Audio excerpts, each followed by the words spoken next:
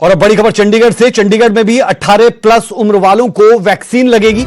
14 मई से 18 साल से ज्यादा उम्र वालों को वैक्सीन लगाई जाएगी। चंडीगढ़ को 33,000 वैक्सीन की डोज अलॉट की गई है। वैक्सीन के लिए कोविन ऐप पर आपको रजिस्टर करना होगा। तो ये चंडीगढ़ के लोगों के लिए बड़ी खबर। चंडीगढ़ में भी 18 प्लस उम्र वालों को वैक्सीन लगेगी 14 मई से, यानी 2 दिन बाद 14 मई से 18 साल से ऊपर वालों को वैक्सीन लगना शुरू होगी और उसके लिए डोजेस भी आई है जो अलॉटेड है। और ऐसे में आप कह सकते हैं कि 14 तारीख से यानी परसों से ये वैक्सीन लगनी शुरू होगी 18 प्लस उम्र के लोगों को।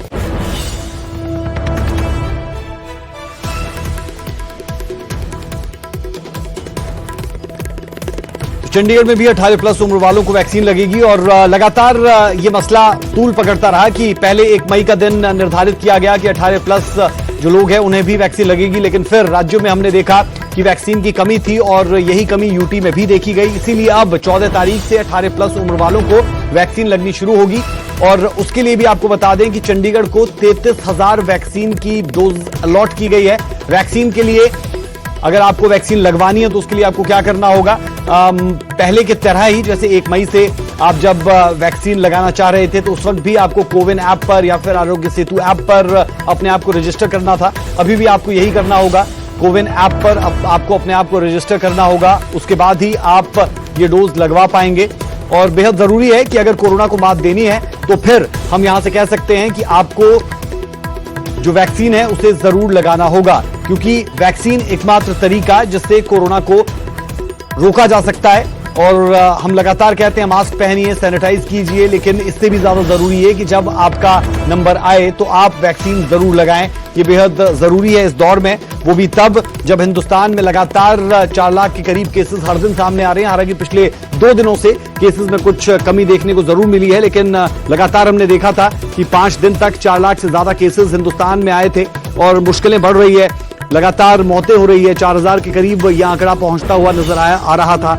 और अब वो चंडीगढ़ हो, हरियाणा में हम देख रहे हैं कि लगातार 18 प्लस उम्र वालों को वैक्सीन लग रही है और ज्यादा मुश्किल हरियाणा में लोगों को नहीं हो रही 18 प्लस को वैक्सीन लगाने में। लेकिन वहीं आप दूसरे राज्यों की बात करेंगे, चाहे वो पंजाब हो या फिर और पड़ोसी सूबे, वहां पर दिक्कतें जरूर हुई है और वैक्सीन की कमी एक बड़ा रीजन इसके लिए जरूर कहा गया है। और शायद इसी बाबत आज केंद्रीय स्वास्थ्य मंत्री 8 राज्यों के साथ मिलकर बैठक कर रहे हैं, उनके स्वास्थ्य मंत्रियों के साथ बैठक कर रहे हैं। वो बैठक इस वक्त चल रही है जिसमें हरियाणा के स्वास्थ्य मंत्री अनिल विज और पंजाब के स्वास्थ्य मंत्री लगातार बने हुए हैं और उस बैठक का हिस्सा है।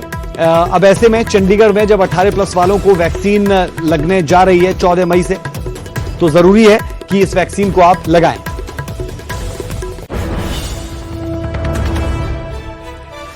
चलिए सीधे रुख करते हैं, संवाददाता मनोज राठी हमारे साथ जुड़े हैं। मनोज, अच्छी खबर यूटी के लिहाज से कि 18 प्लस वालों को 14 तारीख से वैक्सीन लगनी शुरू होगी।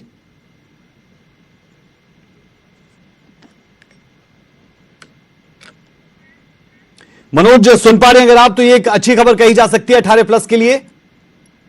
बिल्कुल राज, अच्छी खबर जरूर है चंडीगढ़ वासियों के लिए कि 14 मई से 18 प्लस जो एज के लोग हैं वो वैक्सीनेशन जो है वो लगाई जाएगी। और सबसे बड़ी बात यह है कि सेंटर से 33,000 वैक्सीन एलोकेट की गई है चंडीगढ़ के लिए। और जल्द ही चंडीगढ़ जो मनोज परिदा है चंडीगढ़ के एडवाइजर, उन्होंने जानकारी देते हुए कहा कि अब इंतजार खत्म हो रहा है और जो चंडीगढ़ के जो यंगस्टर हैं जिनमें लगातार एक्साइटमेंट है, क्योंकि अब सिचुएशन राज काफी बदल गई है।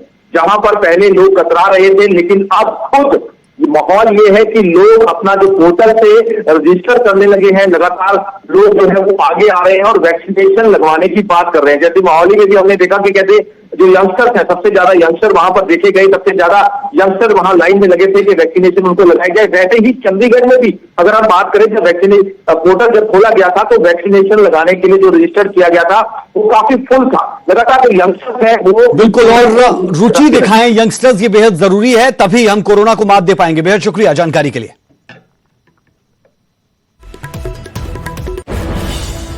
टीकरी बॉर्डर रेप केस से जुड़ी बड़ी खबर, 2 किसान नेताओं से पुलिस ने पूछताछ की है। संयुक्त किसान मोर्चा से जुड़े हैं दोनों नेता। पश्चिम बंगाल से आई युवती से दुष्कर्म का मामला, आरोपियों की अब तक गिरफ्तारी नहीं हो पाई है। हालांकि 6 लोगों पर एफआईआर दर्ज हुई थी और अब सवाल ये कि गिरफ्तारी इस मामले में कब होगी। हालांकि नेताओं की तरफ से अलग अलग स्टेटमेंट्स मीडिया में आकर जरूर दी गई, लेकिन बड़ी खबर यह कि 2 किसान नेताओं से आज पुलिस ने पूछताछ की है। कल भी हमने देखा था कि पूछताछ का दौर चला था। टीकरी बॉर्डर रेप केस से जुड़ी ये बड़ी और अहम खबर, जहां पर 2 किसान नेताओं से पुलिस ने पूछताछ की है। जी हां, बता दें संयुक्त किसान मोर्चा से जुड़े ये दोनों नेता है और हमने देखा था इससे पहले ये पूरा का पूरा जो प्रकरण है जब आगे बढ़ा तो गुरनाम सिंह चडूनी से लेकर और जो इस पूरे मामले में मुख्य आरोपी है वो सामने जरूर आया था मीडिया के। गुरनाम सिंह चडूनी तो खुलकर सामने आए थे और उनकी तरफ से कहा गया था कि हमारे दबाव के बाद ही ये एफआईआर दर्ज हुई है। जो लड़की के पिता थे वो तो एफआईआर दर्ज नहीं करना चाहते थे। साथ ही जो अनूप था जो इस मामले में आरोपी है उसकी तरफ से कहा गया था कि वो निर्दोष है और उसे कोविड-19 से वो ग्रसित अभी है, इसीलिए उसने अपने आप को आइसोलेट किया है, क्वारंटीन वो है। लेकिन उसके लिए भी छापेमारी जारी थी, लेकिन अब तक उसका भी पता नहीं चला है और जो आरोपी इस मामले में है उनकी भी गिरफ्तारी नहीं हो पाई है। आज का डिसीजन है टीकरी बॉर्डर तो शुरू से पहले दिन से ही लड़की के बाप के साथ था, है और रहेगा। सच्चाई के साथ खड़े हुए हैं। पहले जो भी दोषी होगा उसको सजा मिले। अब तो केस ही हो चुका है इनके ऊपर जो साथी थे। नहीं, अनूप जब तक वो गिरफ्त से बाहर है, कुछ भी करे कुछ भी कहे, वो स्वतंत्र है। जो न्याय की बात आएगी बता दी जाएगी आपको। अब कैदियों पर कोरोना का बड़ा खतरा, क्यों हम ये कह रहे हैं? वो इसलिए क्योंकि करनाल जेल में 40 और कैदी कोरोना पॉजिटिव मिले हैं। अब तक 96 कैदी और हवालाती संक्रमित। पिछले दिनों जेल में कोरोना के 56 केस सामने आए थे। संपर्क में आए कैदियों को आइसोलेट किया जा रहा है। अभी हवालातियों के भी कोरोना टेस्ट होने हैं। तो ये बड़ी खबर हम आपको बता रहे हैं करनाल से, जहां पर कुछ और कैदी कोरोना पॉजिटिव आए हैं। पिछले दिनों जेल में हमने देखा था कि 56 ऐसे कैदी थे जो कोरोना पॉजिटिव आए थे और अब करनाल जेल में 40 और कैदी पॉजिटिव मिले हैं। ये बड़ी और अहम खबर। अब तक 96 कैदी और हवालाती संक्रमित बताए जा रहे हैं। नहीं, देखिए चिंता का विषय है। जिला के अंदर जिला जेल जो है वो वहाँ पे कल शाम तक 56 के पॉजिटिव केसेस आए हैं और आज भी जो सुबह लिस्ट आई है उसमें भी लगभग 40 के आसपास हमारे और केसेस आए हैं। तो उसके लिए हमारी टीम्स जो है वो अभी जो रैपिड एक्शन टीम है वो अभी भी डिस्ट्रिक्ट जेल में गई हुई है। अगली खबर का रुख कर रहे हैं। सरकारी अस्पतालों में बेहतर स्वास्थ्य सुविधाओं के दावे करते सरकारें नहीं थकती, लेकिन कैथल नागरिक अस्पताल में स्वास्थ्य सुविधाओं का बुरा हाल है। यहां कोरोना मरीज भगवान भरोसे हैं। यहां कोविड वार्ड के अंदर की तस्वीरें वायरल हो रही है। सरकारी अस्पतालों में स्वास्थ्य सुविधाओं की पोल खोलती ये तस्वीरें आप देख लें। देखिए किस तरह से मरीजों को बेड के साथ बांधकर रखा जाता है और बुजुर्ग महिलाओं को बिना किसी के सहारे कैसे जमीन पर ही तड़पने के लिए छोड़ दिया जाता है। सवाल ये उठता है कि क्या अस्पताल में कोरोना मरीजों का ऐसे ही इलाज होता है?